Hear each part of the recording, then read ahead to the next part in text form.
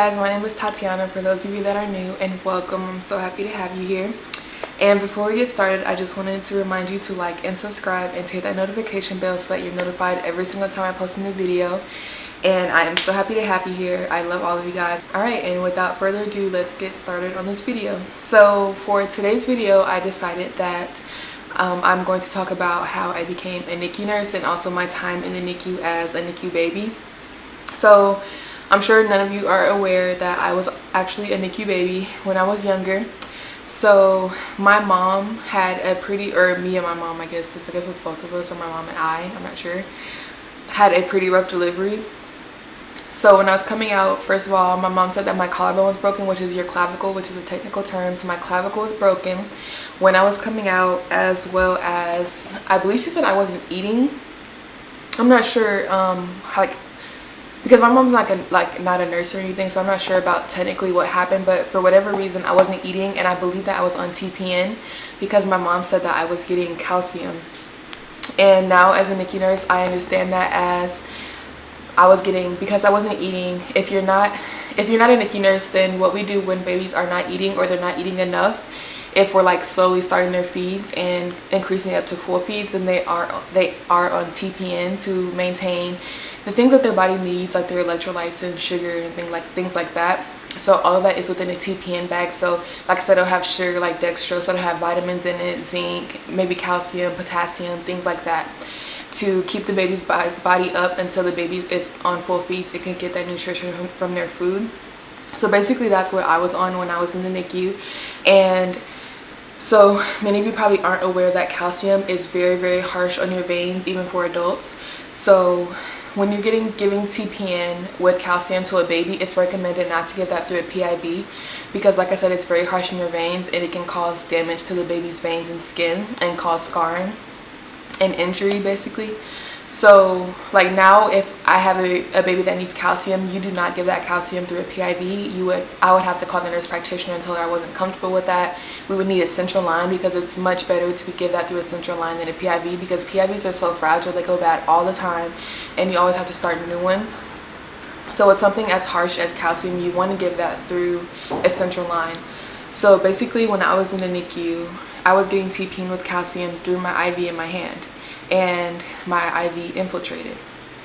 So when it infiltrated, I basically had an injury to my skin, what basically looked like a burn, and my aunt came to see me in the NICU, and she's the one who noticed that my hand had like a little bubble or like a little mark on it, and that's when they realized that my IV infiltrated. So my skin had already been injured and burned, or however you would describe like the site. I'll put a picture of me in the NICU on the screen, but and the only way to fix that now, or fix that then, would have been to have surgery. And I'll show you guys my hand. So I have a scar now, and that is from me having an IV infiltration with the calcium in my TPN. And my parents could have like gotten surgery for me, and the hospital would have covered it for me not to have a scar, but my parents didn't want to put me through any more pain, and they felt that I was perfect the way I was. Because if you're in the NICU, if you ever had a child in the NICU, or if you worked in the NICU, you'll see so many sick babies in there that things like scars kind of seem trivial. At least to my family it did, based on like everything that was going on and how healthy I actually was. They were just thankful that I didn't have anything else like major going on, and they felt I was perfect the way that I was, and they didn't want to put their baby through more surgery and more pain just not to have a scar. Because I have a lot of scars. I played basketball my whole life. It was the reason I was able to go to college and finish without any debt. So I have scars everywhere, and I've learned to embrace my scars. And now when I look at my hand, I honestly can't even imagine myself without my scar. Like, I feel like it's a part of me, and it will forever be a part of me. Like, it would be weird if I didn't have this scar. It's just, I feel like it's something that defines me. And it shows like my strength and my past and things like that. At least in my opinion, it does. So that's basically the story of what happened when I was in the NICU. And like I said, I was in the NICU because I had a rough delivery, broke my clavicle, so I also had a sling on, and that had to stay on while that healed. And then I also had like a wrapping around my hand for my IV infiltration. And I also put some pictures on the screen of IV infiltrations with calcium, so you guys can see what they look like and how bad that they can get. Because Calcium works fast and it's very harsh. It works like the injuries from a calcium infiltration they're pretty bad.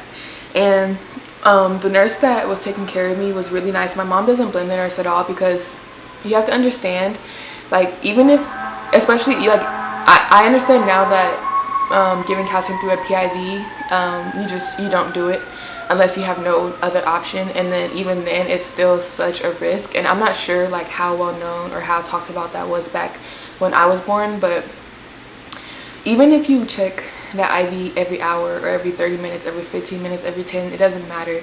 If your IV infiltrates, if you don't catch it like that second, you can have damage done, because calcium is just that harsh. Even after 10 or 15 minutes, the damage done by the calcium will be already irreversible. Like it would have already caused an injury, even if that nurse had caught it 10 or 15 minutes after the IV infiltrated.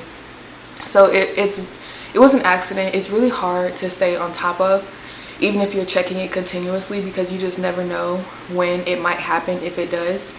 And my mom didn't blame my nurse for that. My mom actually said that her experience was made better because of the nurse, and the nurse felt really bad. So my birth was kind of just a hot mess in general. My parents didn't even know that I was going to be a girl, because earlier when they were getting like their sonograms and things like that, they were told that I was going to be a boy. So they didn't even have my name or anything. So my nurse actually ended up helping my mom name me, because my nurse was Russian, and I'm not sure if this is correct or not, but according to my mom, apparently Tatiana, which is my name, is Tanya in Russian, which is my mom's name. So yeah, that's where they got Tatiana from. And then the nurse also went down to the gift shop and got me an outfit to go home in, because like I said, they thought I was going to be a boy. They didn't really have anything prepared. And she bought the outfit that I went home in, so I'll post the picture on the screen again for you guys to see that. But that was basically my NICU experience.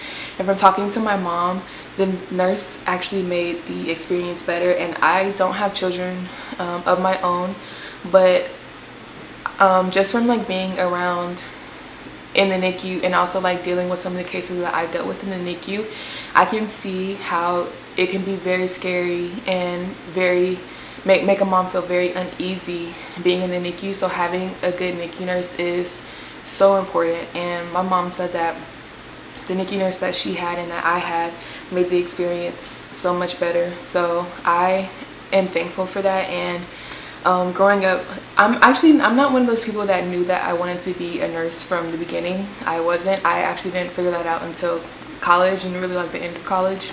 But my experience definitely was one of the reasons, or like me being in the NICU was definitely one of the reasons why I decided to go ahead with nursing and then be a NICU nurse, along with me just loving kids and loving babies. Because even if I wasn't a NICU nurse, I would love to work in a children's hospital, because I just love kids. And my grandpa was actually a nurse as well.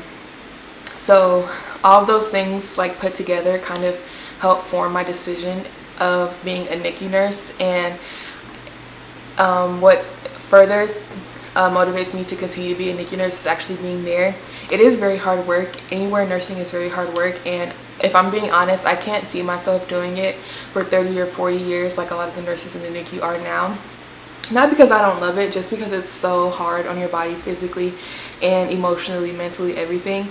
I don't see myself doing hospital nursing or NICU nursing for that long, but I do love what I'm doing now, because I feel like it's given me a purpose, and I feel like I'm touching a lot of people. Because I've even gotten like comments back from the parents when they do like surveys and stuff, telling me how I made their experience so much better, and how I made them feel more comfortable and at ease. And that means the world to me, because my mom went through it, and I don't know, I feel like it's such a difficult time, because that's your baby, that's who you carry for 9 months, and or maybe a little less, but that's your baby. And it's a scary time, because some of those babies are sick, and to know that I'm making an impact on these moms and these babies' lives makes me feel amazing.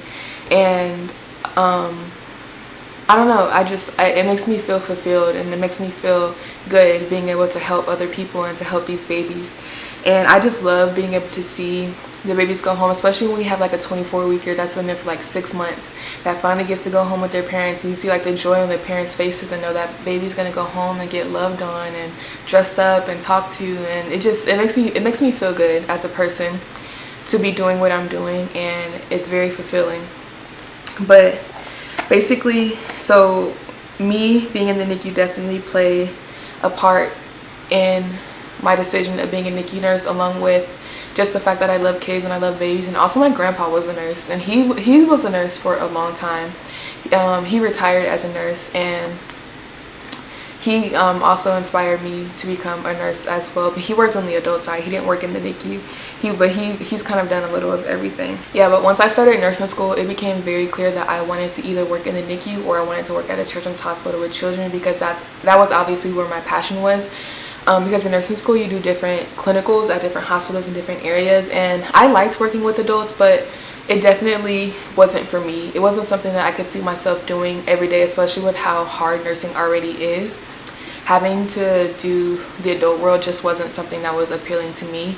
Working with kids and working in the NICU was definitely something that was for me, and that became very clear in nursing school. But yeah, so basically that's it. I wanted to make bad situations better. I wanted to be a light for some people in the NICU. I wanted to help in whatever way I could in a difficult time, just because I know how scary, well, I don't know because I've never experienced it, but just being around it, I can see how scary it can be. And just knowing that like you're leaving the care of your baby in someone else's hands, and not only just their care, but because they're sick, so leaving your sick child in the hands of people that you don't know, it's important to me to give these moms and these dads the best experience possible, and to give these babies the best care possible, just because I don't know, I love like working with my babies. I don't know, it's just something about it that really warms my heart. It makes me feel special and good, and like whenever I'm in there, if I have like a little girl, I tell her how beautiful she is and how amazing and strong she is, and just, I don't know, like I just love working with my babies. And it's hard not to love working with babies because they're so cute, even though I know it's not for everybody, because it can be a lot too. And then sometimes you do have babies that are just screamers, and no matter what you do, you can't make them happy, and that's not for everybody because it can be frustrating. But I absolutely love what I do. I feel a sense of purpose. I feel fulfilled when I go to work, and I am so happy that I chose to work in the NICU. And it's also made me realize just how much of a blessing it is to have a healthy baby, or even if you have a baby in the NICU, for your baby to only be there because the baby's like sugars are low, or because they may need antibiotics or phototherapy. It just makes you realize like how much of a blessing it is to have a healthy baby, or to have a baby with something like a small issue, rather than a baby who was born really early. It makes you just realize how much bigger things are in life, and when you see these little babies fighting for their lives and sometimes they don't make it, it just makes you realize how much bigger and how much more important things are in the world. And it's not money, it's not cars, it's not just like all of these like superficial things, because you see like the pain, and you see how scared some of the moms are, and just like sometimes the NICU can be hard. And it just made me realize like just how much of a blessing it is to have a healthy baby, or to have a baby born in the NICU, even a 24-weeker that ends up going home. It's a blessing to be able to take your baby home and to have children. And being in the NICU it helped me realize that, because I understood it, but there's nothing like actually seeing some of the things that happen in the NICU, and just honestly just realizing how much of a blessing it is, because not every baby makes it, not every baby is healthy. Yeah, so I just kind of wanted to come on here and tell you guys that. And it also helps me to realize to enjoy every day, enjoy where I'm at now, to take everything in, to enjoy my family, to enjoy my parents, my brother, everyone that I love, and to tell them that I love them, because it's just, life is short. It's really short, and things happen in life, and I realize how blessed I am whenever I'm in the NICU. Like I said, the NICU makes me happy right now.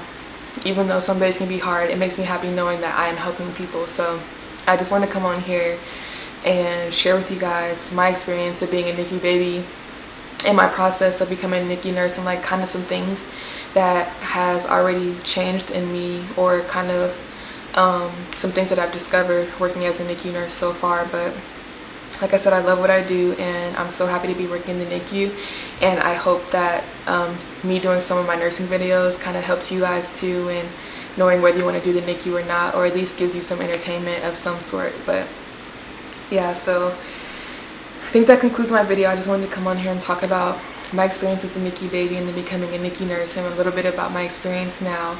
So I hope that you guys have enjoyed this video, and if you have, please don't forget to like and subscribe and look out for more videos, nursing and non-nursing related.